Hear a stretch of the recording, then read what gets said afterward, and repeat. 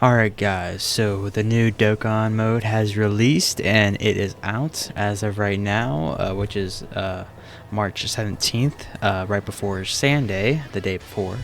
And everyone seems to be enjoying this new event. Now, we're going to go into what this event really is real fast and why it is so much better than current Dokkan and why I think it is the Dokkan 2, the Dokkan 2.0 if you will, you know.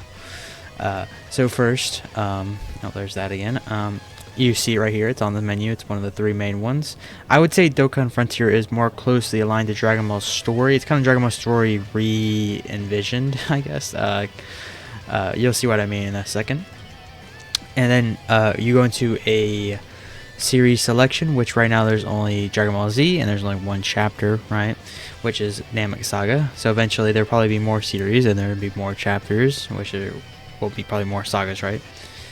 And then you click attempt, and this goes straight into the well, first you go into the character selection, which looks way different than current Dokkan, right? You have two teams here, folks.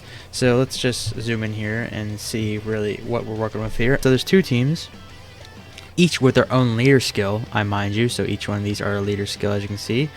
Leading their own team. They don't stack, however, so they lead each other, you know. So this guy leads this team and this guy leads this team, right? And then, however, there are restrictions. So for instance, since this is, I guess, Planet Namek Saga, they made the restriction Planet Namek Saga for the category, so you can only use Planet Namek Saga. So that's why, you know, as you can see, there's only Planet Namek Saga here. But on top of that, there's also a required character. However, don't worry about this too much. You don't really need to grind these characters up because special guests are basically like substitute like friends, I guess. It's hard to explain really.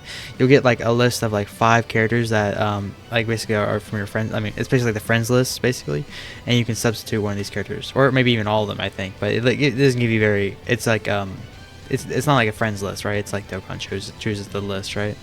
But I haven't had one where it didn't have the required character in that list, so you don't need to really worry about it.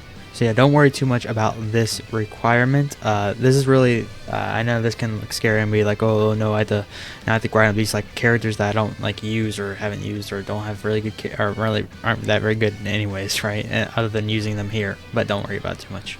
So this is what it looks like. There is no map for this mode, so you just go after you click this button, you go into this mode, and then you go straight into the fight, right?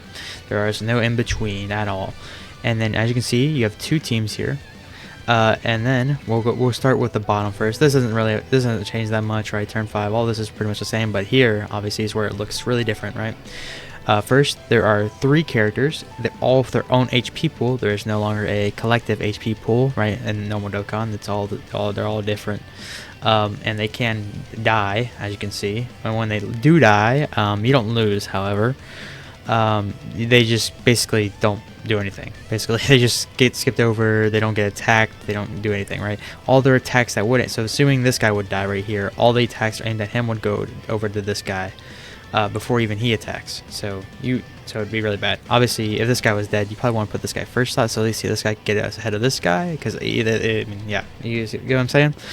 So yeah, that's basically how it works. But starting from the right over here, we have a hazard warning. Now you may be curious what this is. This is intensity level. So this is an example, special attack, and these are very bad. You do not want these up. These can be very detrimental to your kits. I mean, you can just see what we're working with here. Let's see, special attacks effects will not activate. That is kind of crazy, right? So basically, let's just any character really, or okay, a character that's not in Japanese.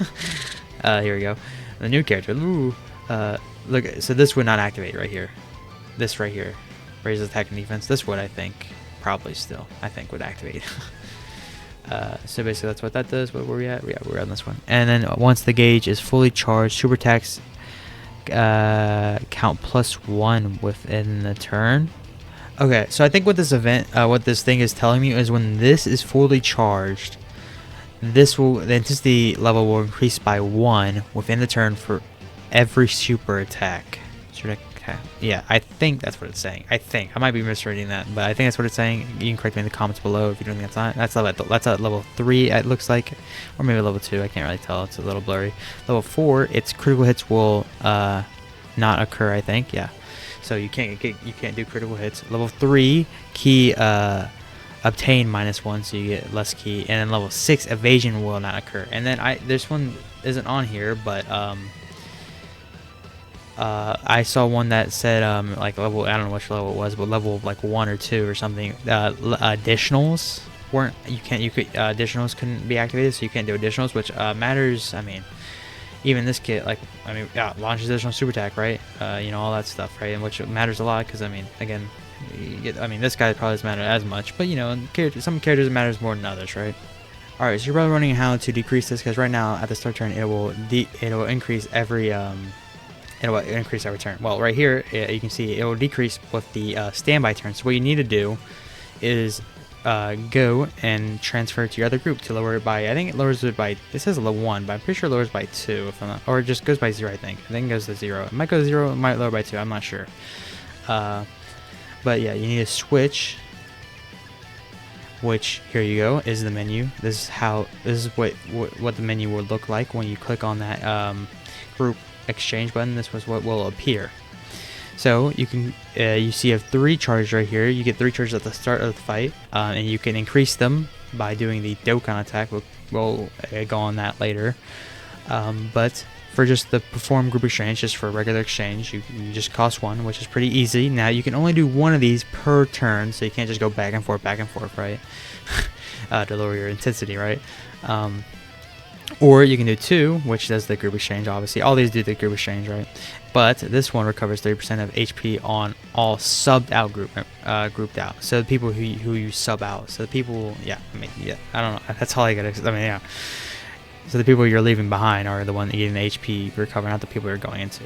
However, this will raise the people that you're going into, so the people you're going to be using in that turn, by raise their attack and defense by 40%, which is pretty good buff for them, which could be useful. But it costs all of your exchange charges, which is pretty pricey, which means you can't, like, I mean, it's pretty pricey. And these are, I mean, Dokkan attacks happen, I would say, a little more often maybe than in regular Dokkan, but it's still not, like, it's not incredibly often.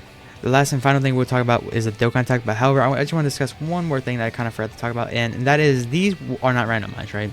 These are the rotations that will be set up. Once you load in, this is what will look like. This will be first slot, this will be second slot, this will be third slot. This will be first slot, this will be second slot, this will be third slot, but on the second rotation, I mean on the, you know, group B, right?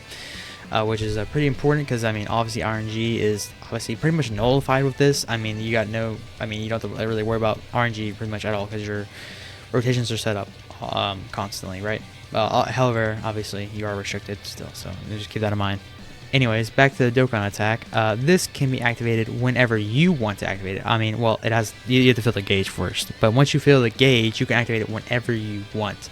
And then when you activate it, you can choose one of these people to activate it on, and that'll who it'll activate on. And it'll act as almost like an active skill, right? So it'll like do an additional attack, right, before the turn actually goes, right? Unlike normal Dokkan attacks where it would use your, you know, kind of first super attack as a Dokkan attack, right? This just acts as like an extra attack on top. And that's pretty much everything you need to know about the Dokkan thing. I mean, it just goes to the story. There's nothing really much to say. I think it is pretty good. I think it's honestly better than regular Dokkan in my opinion, because I like how much less RNG is in the fight, right? Because I mean, there's so much less RNG, right, to factor in. But I hope you guys enjoyed this new game mode. Let me know what you think in the comments below, and I'll see you in the next video. Goodbye.